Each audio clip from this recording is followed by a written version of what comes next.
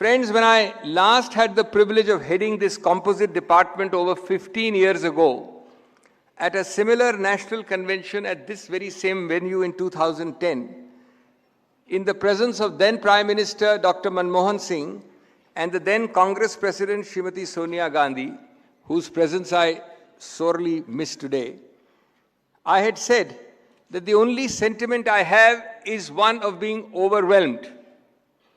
I experience exactly the same feeling today. Kharge ji has remarkably altered the date of a medical operation in his immediate family, originally scheduled today morning, to honor us by his presence.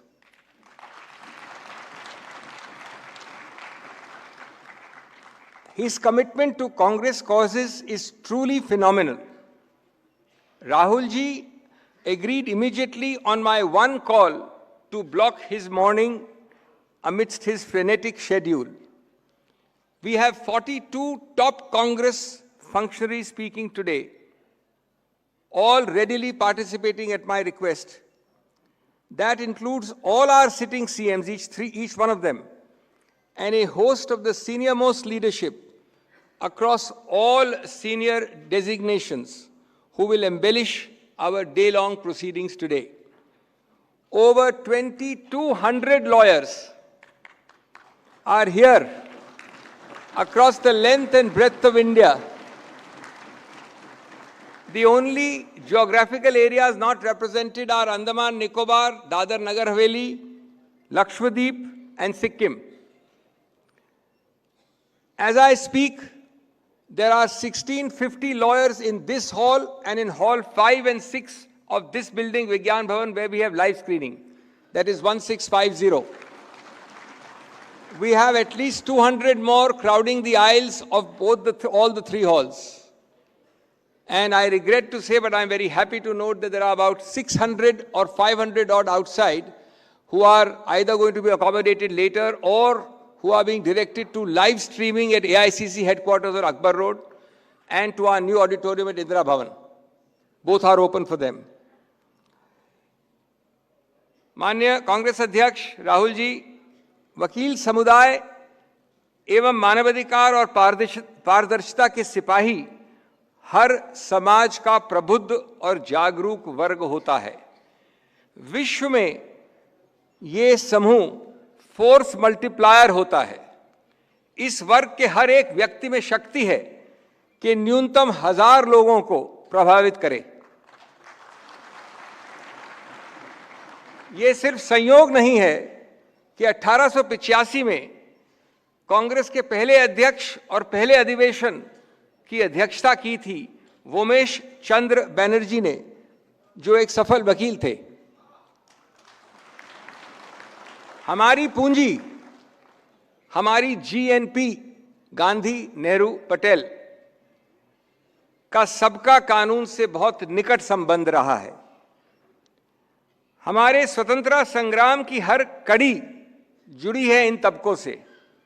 Rajendra Prasad ji से लेके बाबा साहेब अंबेडकर, राजगोपालाचारी साहब से लेकर लाला लाजपत राय, मदन मोहन मालवीय से लेकर CR दास, और आपको जिनको रोचन इंटरेस्ट हो, अगर आप रुचि हो तो देखिए मोतीलाल नेहरू के इनकम टैक्स रिटर्न्स 1920 और 30 के. वो हिंदुस्तान के सबसे सफल वकील थे जिनका योगदान, वो प्रिवी काउंसिल जाया करते थे बहस करने, उनका योगदान स्वतंत्रता संग्राम में कितना रहा है. I stand before you not just as a lawyer or a parliamentarian, but I stand before you as a deeply concerned citizen of the Republic of India. A republic born out of dreams dreamt during the darkest nights of colonial oppression. A republic scripted not merely on paper, but in blood, sweat and tears of our freedom fighters. A republic whose constitutional soul today stands tested, tarnished and threatened. The title of today's event, Constitutional Challenges, Perspectives and Pathways, could not be more timely, more urgent, or more consequential. For the truth is bitter but unavoidable. We are living through a moment where the Constitution is not merely ignored, it is being twisted into a tool of domination. The very values that gave us democratic breadth, liberty, fraternity, equality, justice, are all now gasping for air. Let me remind this August gathering that the Constitution of India is not an administrative manual. It is a moral mission. It is not just a legal contract between citizens and the state. It is the living, beating heart of our democracy. And in crafting of this magnificent document, the Congress party did not merely play a role. We were its very womb. It was the Indian National Congress that envisioned it, enabled it, and enacted it through the vision of Nehru, the resolve of Patel, the intellect of Ambedkar, and of course, above all, the moral compass of Gandhi. Let it be recorded without hesitation or humility that the Congress party is the constitutional conscience keeper of this country. It was Congress that translated freedom into rights, agitation into administration, and revolution into institutions. It was the Congress that gave India the stirring words of our preamble, the directive principles, universal adult franchise. It was the Congress that made India a democracy not just in word or form, but in spirit. And today it must fall again to the Congress to protect, preserve, and if necessary, revive the soul of the Constitution. But friends, what exactly is the challenge we face today? The challenge is not simply one of bad governance or poor economics. It is a deeper, more insidious crisis, the deliberate dismantling of constitutional values under the garb of electoral majority. The Constitution has checks and balances. They are being replaced, unfortunately, with checks spelled C-H-E-Q-U-E-S and bulldozers. The Constitution has rights and remedies.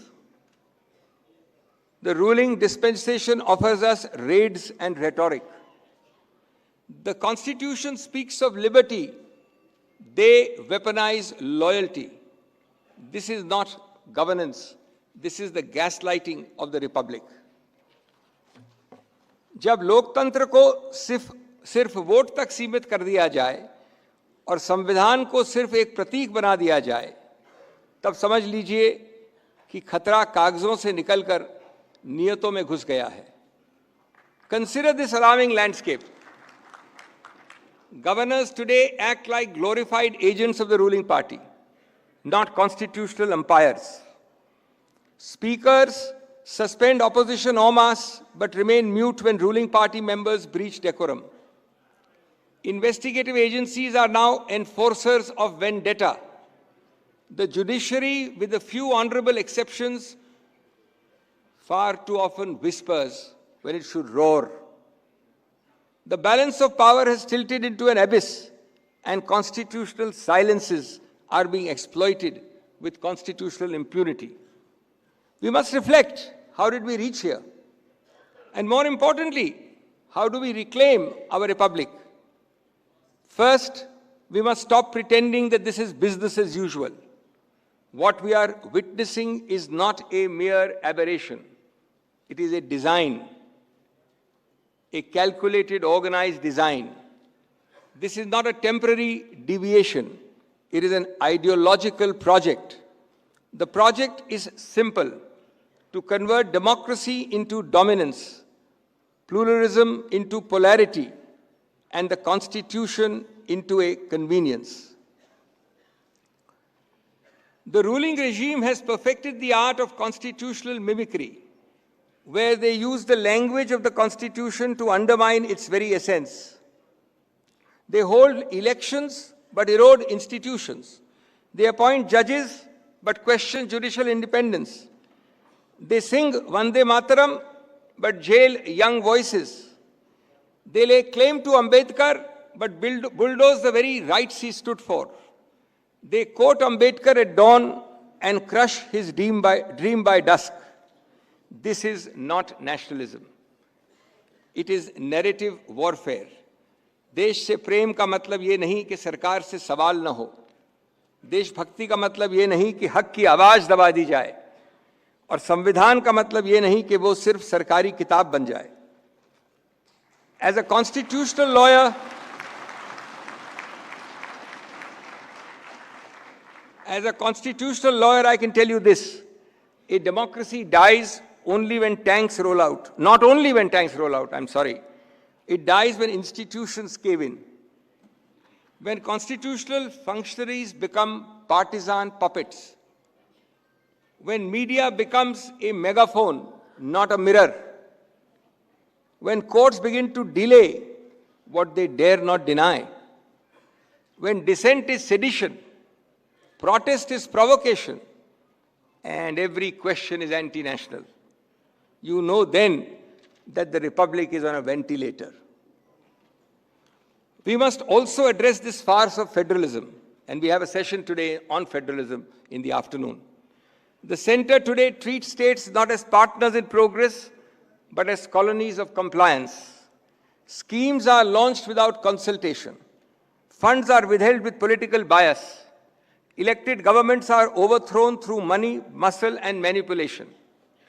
This is not cooperative federalism. It is coercive federalism wrapped up as propaganda. So what is the pathway ahead? We are also supposed to talk of pathways today. It must begin with political courage and constitutional clarity. We must reclaim Parliament not as a place for paper bills, but as a theatre of true debate. We must demand from our judiciary not just interpretation, but intervention.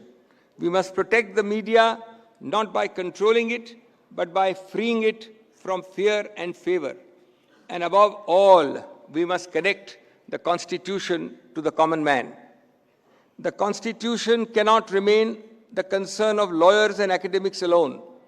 It must become the lived experience of every farmer, every woman, every student, every worker.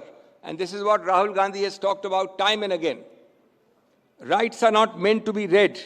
They are meant to be realized. It is the duty of the Congress party to ensure that from Kashmir to Kanyakumari, from Kutch to Kohima, every Indian feels the pulse of the preamble. Let me say this with clarity. The fight to save the Constitution is not a legal battle alone. It is a moral struggle. And it is the time we fought it. It is time now to fight it, not with caution, but with conviction. Not with whispers in drawing rooms, but with roars on the street. Not just through statements, but through sustained satyagraha. This is not a moment to lament. It is a moment to lead. Let our message from this particular event today be loud and clear. We will not allow this constitutional coup to succeed. We will not allow India to become a nation of one voice, one party, one ideology. India is not a painting in monochrome. It is a mural of many millions. Erase one hue and the canvas will crack. We believe in the Constitution, in its promise, and we believe in our ability to defend it. संविधान सिर्फ एक किताब नहीं है, ये एक कसम है, और ये कसम कांग्रेस ने सबसे पहले उठाई थी, और जब जरूरत पड़ेगी तो सबसे आगे भी कांग्रेस ही खड़ी होएगी.